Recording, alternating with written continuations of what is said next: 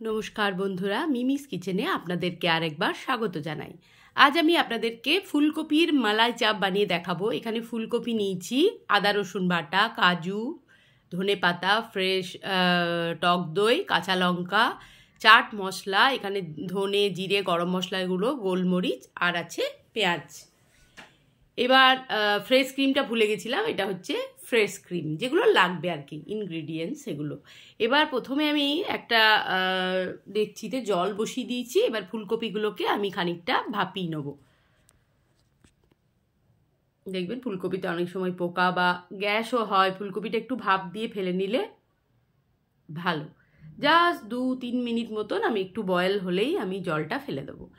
এবারে আমি কড়াই বসিয়ে দিয়েছি, কড়াইয়ে গরমও হয়ে গেছে। এবার আমি পেঁয়াজ দিয়ে দিলাম। এখানে আমি ছোট মাঝারি মাপের 2টো পেঁয়াজ নিয়েছি, ঠিক আছে, আর একটা বড় ফুলকপি আছে। পেঁয়াজটাকে পুরো আমি গোল্ডেন ব্রাউন করে ভেজে নেব, মানে খানিকটা বেরেস্তা টাইপের করে পেঁয়াজটাকে ভেজে নিতে হবে প্রথমে।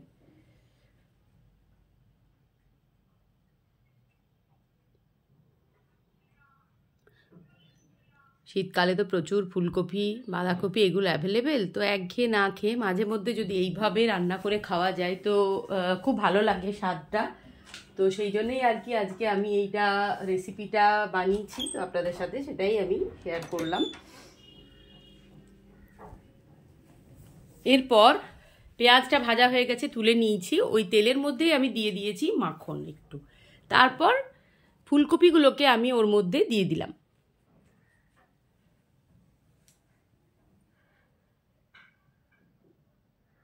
এবার খানিকক্ষণ ধরে ফুলকপিগুলোকে কিন্তু এর মধ্যে আমি ভাজা ভাজা করে নেব। একটু ভালো করেই ভেজে নেবেন ফুলকপিগুলো, কারণ যেহেতু টক দই এখানে ব্যবহার হবে, তো তাই ফুলকপিগুলো আগে থেকে যদি ভালো করে না ভাজা হয় টক দই দেওয়ার পর কিন্তু শক্ত হয়ে যাবে। এবার যে পেঁয়াজটা আমি বানিয়েছিলাম বেরেস্তার মতন করে, সেই পেঁয়াজটা আমি ওর মধ্যে দিয়ে দিলাম গ্রাইন্ডারে। তারপর দিয়ে দিলাম 4টে মতন কাঁচা লঙ্কা, আর দিয়ে দেবো ধনেপাতা, আর দিয়ে দেবো কাজু, ভেজানো কাজু। কাজুগুলো কিন্তু জলে ভিজিয়ে রাখা ছিল। ফুলকপিগুলো দেখুন ভাজা হয়ে গেছে, তুলে নিয়েছি। এবার যে পেস্টটা আমি তৈরি করলাম সেই পেস্টটা আমি ফুলকপির মধ্যে দিয়ে দিচ্ছি। কাজু, ধনেপাতা, কাঁচা লঙ্কা, পেঁয়াজ, এসবের যে পেস্টটা হয়েছিল সেটা আমি দিয়ে দিলাম। এরপর দিয়ে দিলাম টক দই।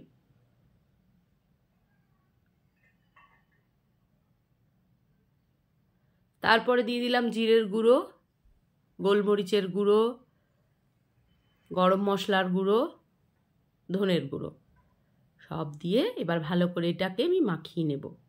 আর নুন তো লাগবেই। আর দিয়ে দিলাম চাট মশলা। সবটা দিয়ে ভালো করে আমি মাখিয়ে নিয়েছি। এবার যে তেলটা ছিল, বেরেস্তা ভেজেছিলাম, সেই তেলের মধ্যেই আমি দিয়ে দিচ্ছি কিছু গোটা গরম মশলা আর তেজপাতা, যেমন এলাচ, দারচিনি, লবঙ্গ আর তেজপাতা দিয়ে দিয়েছি ওর মধ্যে। এরপর আদা রসুনের যে একটু পেস্ট আমি বানিয়েছিলাম সেই পেস্টটা আমি ওর মধ্যে দিয়ে দিয়েছি। ভালো করে যতক্ষণ না কাঁচা গন্ধ যাচ্ছে এটাকে ভালো করে ভাজা ভাজা করে নিতে হবে।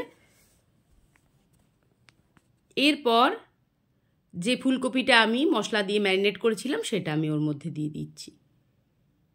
এবার বেশ খানিকক্ষণ ধরে এটাকে কষিয়ে রান্নাটা করতে হবে।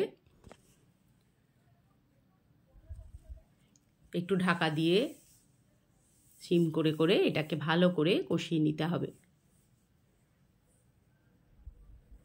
এই দেখুন অনেকটাই হয়ে গেছে। এরপর আমি দিয়ে দিলাম ওপর থেকে ফ্রেশ ক্রিম।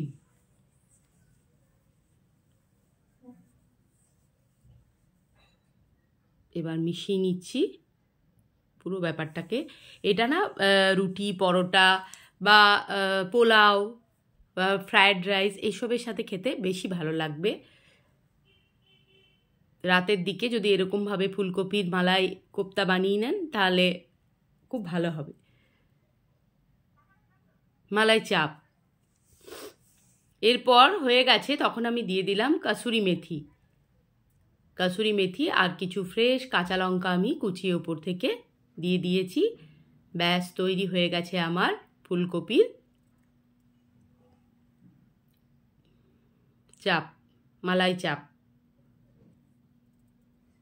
ভিডিওটি যদি ভালো লেগে থাকে তাহলে অবশ্যই like, comment, share and subscribe করে আমার পাশে আপনারা এভাবেই থাকবেন।